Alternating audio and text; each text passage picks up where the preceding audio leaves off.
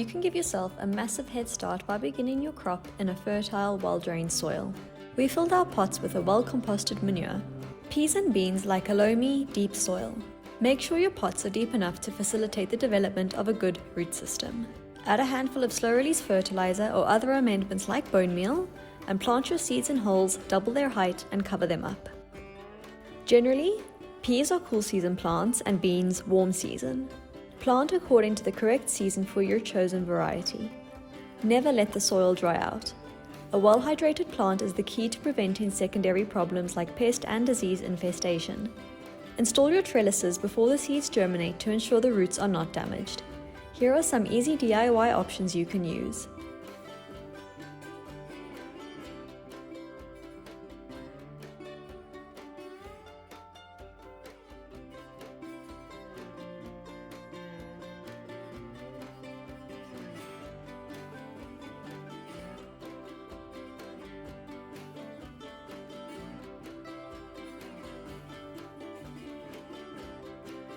Peas are sweeter if you eat them when they are young, but beans can stay on the vine a little longer.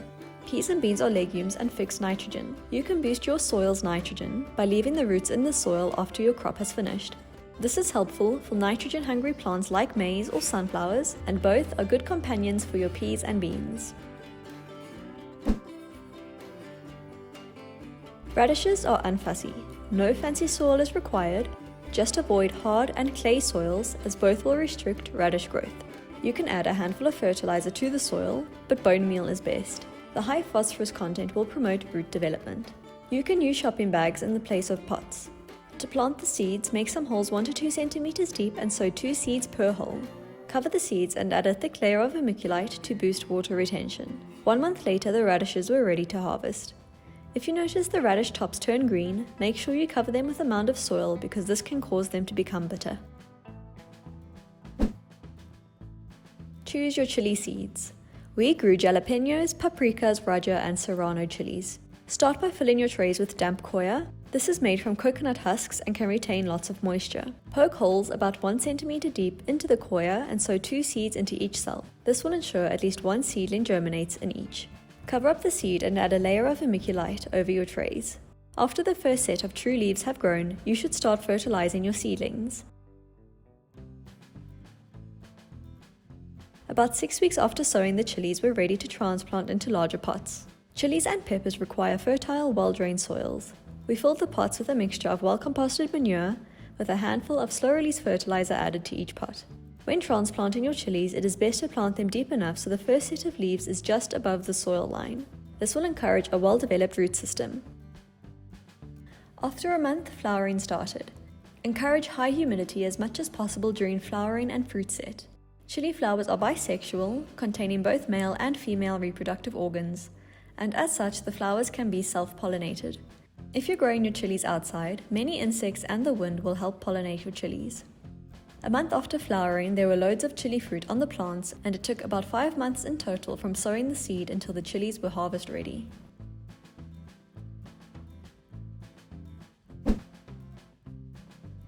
Fill your pots with a mixture high in organic matter. Avoid clay soils.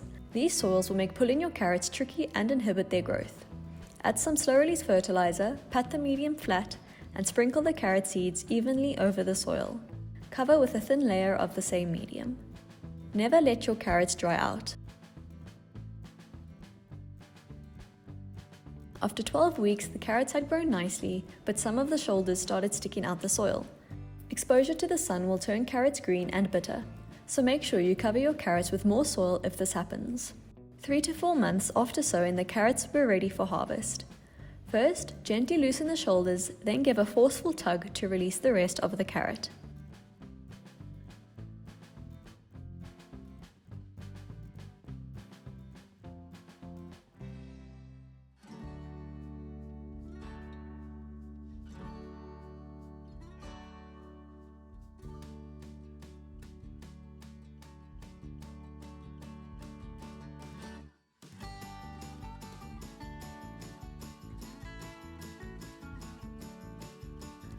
Before we get to the rest of the veggies, if you are finding this tutorial helpful, then subscribe to our channel. Here at Epic Veg, we share videos packed full of tips and tricks to get the most out of your plants. We also share free ebooks and infographics with every video so you can build a collection of veggie guides. There are links to ebooks and infographics for every veggie discussed in this video in the description.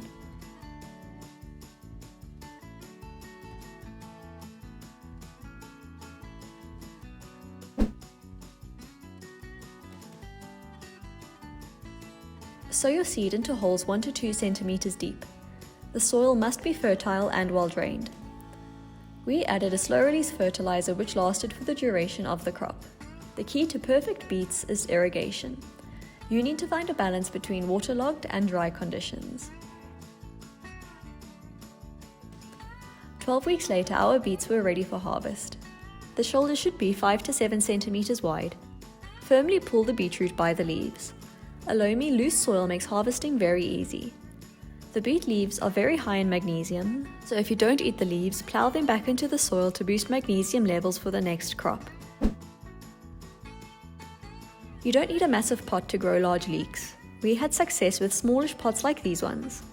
Fill them with a well-composted manure mixture and add a handful of slow-release fertilizer. To sow your seed, wet your soil and poke 2 cm deep holes into the soil. Holes were 10 centimeters apart. After sowing, cover your seeds and germination should start within a couple of weeks depending on the season. After a couple of months, this is what they look like. Leeks are generally cool season crops, and so you can likely start to harvest towards the end of spring if you started the seeds in winter. A few weeks before you want to harvest your leeks, get your hands on some tinfoil. Leek flavor improves if you blanch the stems. An easy way to do this is to wrap a tinfoil collar around the stems.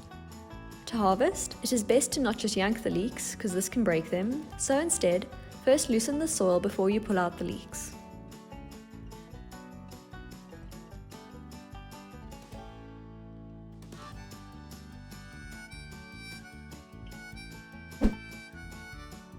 Sow your seed into holes 1 to 2 centimeters deep.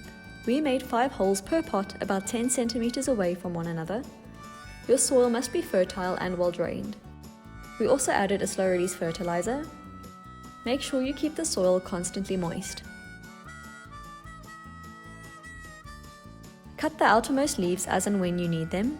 Take care not to damage the central leaves, and you can harvest your leaves continuously throughout the season. Swiss chard is an easy and fussy plant and thus makes a good companion for most other veg. It is ideal to have multiple plants to spread out the harvest, so you're not always removing the leaves from the same plant. Full seedling trays with damp coir.